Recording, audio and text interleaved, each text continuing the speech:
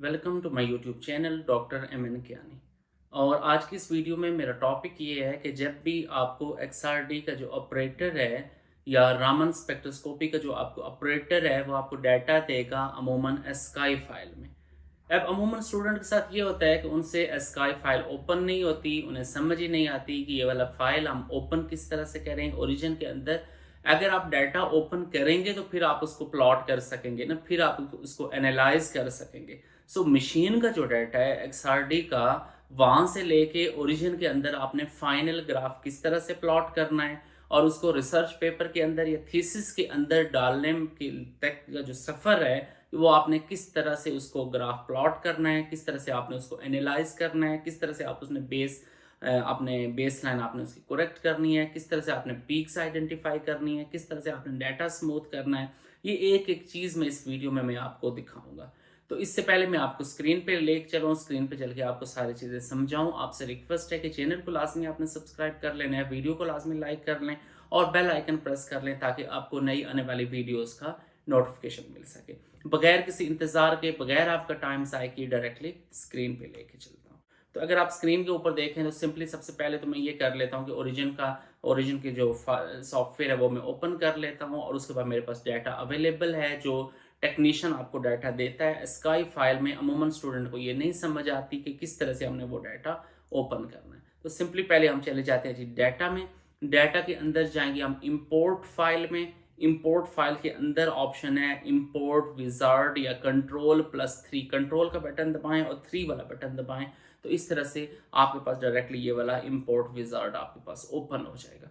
उसके बाद ये ऊपर आपको फाइल के अंदर 3 डॉट्स नज़र आ रहे हैं। इन 3 डॉट्स के ऊपर आप क्लिक करेंगे तो यहाँ से आप वो वाली स्काई फाइल है या टेक्स्ट फाइल है या एक्सेल फाइल है, जो भी फाइल आपको दी हुई है ऑपरेटर ने, अमूमन स्काई फाइल ही होती है। तो आप यहाँ से स्काई फाइल सेलेक्ट करके तो इसको फिनिश कर लें, नेक्स्ट करके फिनिश कर लें तो ये आपके पास सारा का सारा डाटा आपके पास इंपोर्ट हो जाएगा और इस डाटा को आप आराम से प्लॉट कर सकते हैं बगैर किसी परेशानी के, बगैर किसी टेंशन के। आप इसको प्लॉट करके तो आप इसकी बेस लाइन वगैरह करेक्ट करके, पीक्स आइडेंटिफाई करके आप इसको पेपर में इंक्लूड कर सकते हैं। ये तो पहला तरीका आ गया, लेकिन इसके लिए शर्त ये है कि आपके पास ओरिजिन का कोई लेटेस्ट वेरिएंट हो, कम से कम 19 वेरिएंट, 20 वेरिएंट, 21, 22 वेरिएंट हो, तो तब आप ये तरीका कर सकते हैं। अगर आपके पास ओल्ड वेरिएंट है फिर उसके लिए लाजमी है कि आपके पास एक्सेल सॉफ्टवेयर होना चाहिए। एक्सेल शीट के अंदर आप डाटा ओपन करें, फिर एक्सेल शीट से आप डाटा कॉपी करके वो आप ओरिजिन में जाके पेस्ट कर दें। ये मेरे पास एक्सेल शीट है।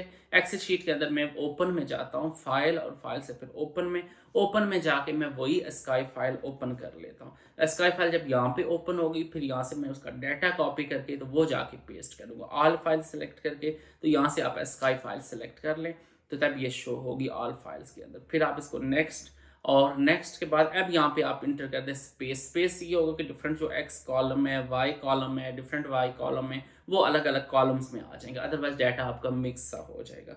तो ये देखिए यहाँ से ये मैंने एक्स और वाई कॉलम कॉपी कर लिए और इसको मैंने ओरिजिन के अंदर पेस्ट कर दिया। बस इतना सा काम है। तो इस तरह से भी आप डाटा को प्लॉट कर सकते हैं। ये मैंने 2 तरीके आपको बताए। एक तरीका ये है कि ओरिजिन का अगर आपके पास लेटेस्ट वेरिएंट हो तो किस तरह से ओपन करेंगे, किस तरह से आप डाटा इंपोर्ट करेंगे, और अगर ओल्ड वेरिएंट है आप अगर थ्रू एक्सेल ओपन करना चाह रहे हैं तो वो तरीका भी मैंने आपको बता दिया कि थ्रू द एक्सेल आप इसको किस तरह से ओपन कर सकते हैं।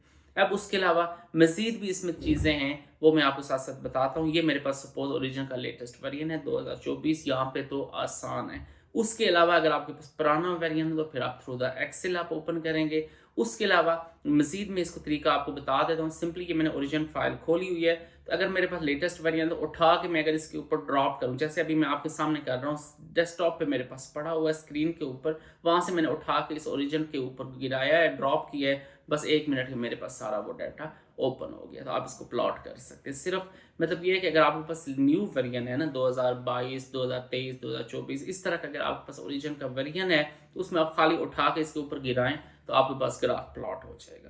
तो अब मैं चला जाता हूँ जी पीक्स एंड बेस लाइन में। अब मतलब ग्राफ मैंने प्लॉट तो कर लिया है, अब इसकी मैंने बेस लाइन करेक्ट करनी है। बेस लाइन है कैसे देखें, हॉरिजेंटल लाइन ऐसे टेढ़ी सी नजर आ रही है तो उसको कहते हैं बेस लाइन करेक्ट करना। चूँकि आपने देखा होगा रिसर्च पेपर में कभी भी इस तरह का ग्राफ एक्सेप्टेबल नहीं होता, उसकी हॉरिजेंटल लाइन आपने बेस लाइन करेक्ट करनी होती है। पीक्स एंड बेस लाइन में गया, नेक्स्ट में फिर कांस्टेंट की जगह आप यूज़र डिफाइंड बेस लाइन, ताकि आप खुद डिफाइन कर सकें कि बेस लाइन किस तरह की होनी चाहिए।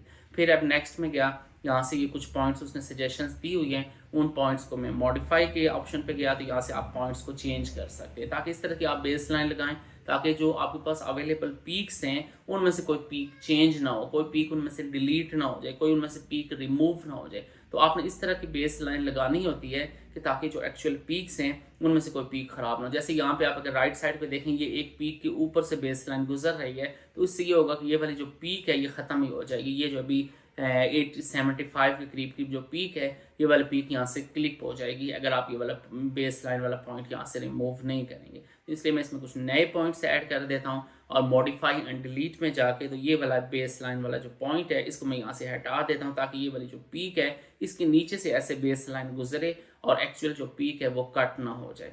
अब मैं नेक्स्ट में जाऊँगा, यहाँ से जाकर सब्सट्रैक्ट में चला जाता हूँ। यहाँ से अब मैंने बेस लाइन रिमूव कर दी है, वो बेस लाइन मैंने करेक्ट कर ली है, सब्सट्रैक्ट कर ली है। अब सिंपली एक्सेल शीट में जो आपके पास एक्चुअल शीट है, शीट में जाके ये जो सब्ट्रैक्टेड वाला एक्स और वाई कॉलम है ये आप अलग से प्लॉट कर लें। तो अब आपके पास XRD डाटा में बेस लाइन आपकी करेक्ट हो गई है। अब आप इसको बाकी इसमें कलर वगैरह या जो भी आपने एडजस्टमेंट करनी है, जो आपका डाटा का रेंज है, सपोज यहाँ पे मैं 20 से 80 तक डाटा ले रहा हूँ टू थीटा वैल्यूज़, तो वो वाला आप रेंज, कस्टम रेंज आप सेलेक्ट कर लें, इसका कलर वगैरह मॉडिफाई कर लें, इसका बॉर्डर वगैरह करेक्ट कर लें। तो ये जी आपका सफ़र हो जाएगा कहाँ से, मशीन डाटा से लेके आपकी जो XRD का ऑपरेटर्स का डाटा है या आपका रामन का जो ऑपरेटर्स का डाटा है वहाँ से लेके तो आपका थीसिस के अंदर या आपका रिसर्च पेपर के अंदर फाइनल आपने ग्राफ किस तरह से ऐड करना है, ये तमाम चीज़ें मैंने आपको बता दी। खाली जगह पे क्लिक करें, राइट क्लिक करके आप एक्सपोर्ट पे जाएं, तो ये आपका ग्राफ JPG में एक्सपोर्ट उसको कर सकते हैं, PNG में एक्सपोर्ट कर सकते हैं, टिफ फाइल में आप एक्सपोर्ट कर सकते हैं। ये नीचे DPI की ऑप्शन है, 600 मैंने अभी सेलेक्ट की हुई है, यहाँ से आप इसका DPI चेंज कर सकते हैं। तो इस तरह आप इसको ओके करें तो ये आपके पास जहाँ पे आपने लोकेशन दी होगी उस लोकेशन पे जाके आपका ये वाला ग्राफ, ये देखें मैंने डेस्कटॉप पे सेव किया हुआ था, तो ये डेस्कटॉप के ऊपर जाके JPG वाली फाइल मेरे पास ओपन हो गई है। तो मैंने जी अपनी तरफ से कोशिश की है आपको प्रॉपरली एक एक स्टेप आपको समझाने की, एक एक स्टेप आपको गाइड करने की। स्टिल अगर आपको किसी किस्म का कोई कन्फ्यूजन हो, किसी किस्म का कोई इशू हो, कमेंट सेक्शन में आए, आप मुझे बताएं, मैं आपको प्रॉपरली गाइड करूँगा। काइंडली चैनल को सब्सक्राइब कर लें। Thank you so much. अल्लाह हाफिज़।